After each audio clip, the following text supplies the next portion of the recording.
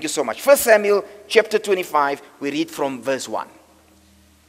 Then Samuel died, and the Israelites gathered together and lamented for him, and buried him at his home in Ramah.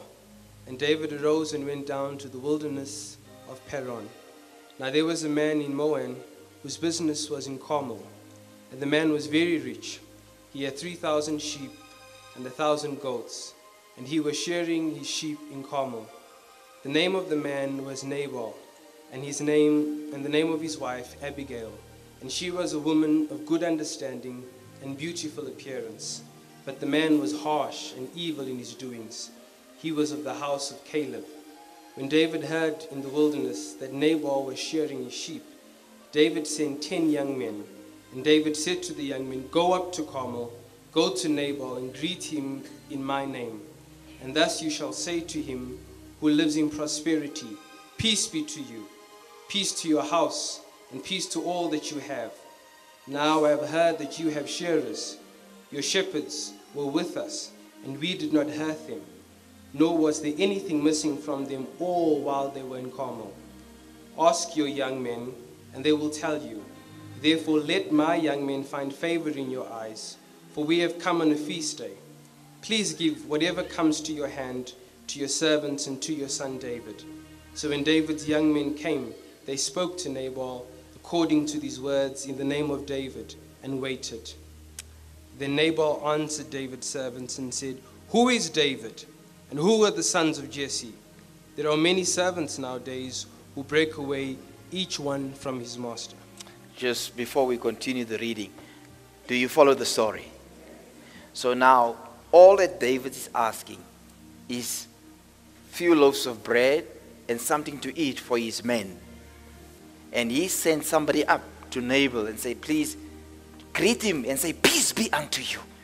So he also approached him with dignity and respect. But then Nabal was then very arrogant in his approach towards the servants. All right, so we've got the story up there, right? Let's go on. "Why should I take my bread and water and the meat I have slaughtered for the shearers and give it to the men coming from who knows where?" David's men turned around and went back. When they arrived, they reported every word. David said to his men, "Put on your swords." So they put on their swords, and David put on his. About 400 men went up with David, while 200 stayed with the supplies.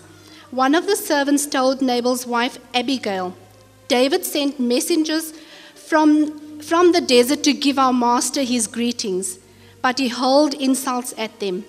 Yet those men were very good to us. They did not mistreat us and the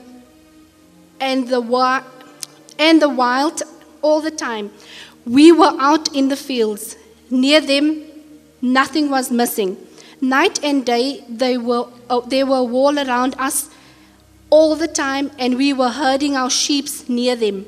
Now think it over and see what you can do, because disaster is hanging over our master and his whole household. He is such a wicked man that no one can talk to him." Abigail lost no time. She took 200 loaves of bread, 2 skins of wine, 5 dressed sheep, 5 seahs of roasted grain, and 100 cakes of raisins and 200 cakes of pressed figs, and loaded them on the donkeys. Then she told her servants, "Go on ahead, I'll follow you." But she did not tell her husband Nabal.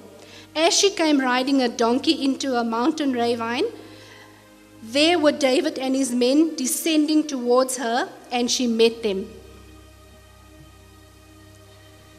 Now when David had said, "Surely in vain I have protected all that this fellow in the wilderness, so that nothing was missed of all that belongs to him, and he has repaid me evil for good.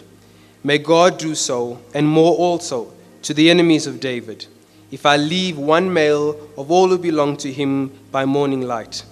Now when Abigail saw David, she dismounted quickly from the donkey. Just hold there. Can you look at this lady now in verse 23. Listen to her. Listen to her approach. Listen to a wise person. So let's read verse 23 again. Now when Abigail saw David, she dismounted quickly from the donkey, fell on her face before David, and bowed down to the ground. So she fell at his feet and said, "On me, my lord, on me let this iniquity be. And please let your maidservant speak in your ears, and hear the words of your maidservant.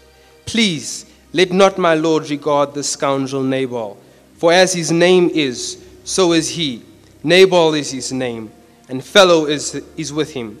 But I, your maidservant, do not see the young men of my lord whom you sent.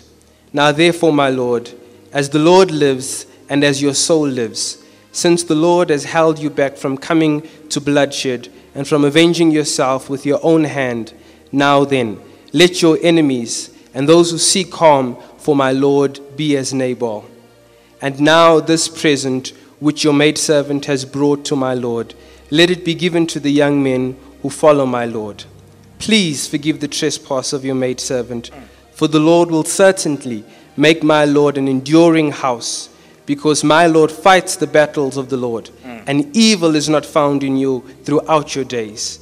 Yet a man has risen to pursue you and seek your life, but the life of my lord shall be bound in the bundle of the living with the Lord your God, and the lives of your enemies he shall sling out as from the pocket of a sling. And it shall come to pass, when the Lord has done my lord according to all the good that he has spoken concerning you, and has appointed you ruler over Israel." My master will not have on his conscience the staggering burden of needless bloodshed, or of having avenged himself. And when the Lord has brought my master success, remember your servant. David said to Abigail, "Praise be to the Lord, the God of Israel, who has sent you today to meet me. May you be blessed for your good judgment and for keeping me from bloodshed this day and from avenging myself with my own hands. Otherwise, as surely as the Lord, the God of Israel lives, who has kept me from harming you, if you have not come quickly to meet me, not one male belonging to Nabal would have been left alive by daybreak." Then David accepted from her hand what she had brought him and said, "Go home in peace. I have heard your words and granted your request." When Abigail went to Nabal, he was in the house holding a banquet like that of a king. He was in high spirit and very drunk. So she told him nothing until daybreak. Then in the morning, when Nabal was sober, his wife told him all these things, and his heart failed him, and he became like a stone.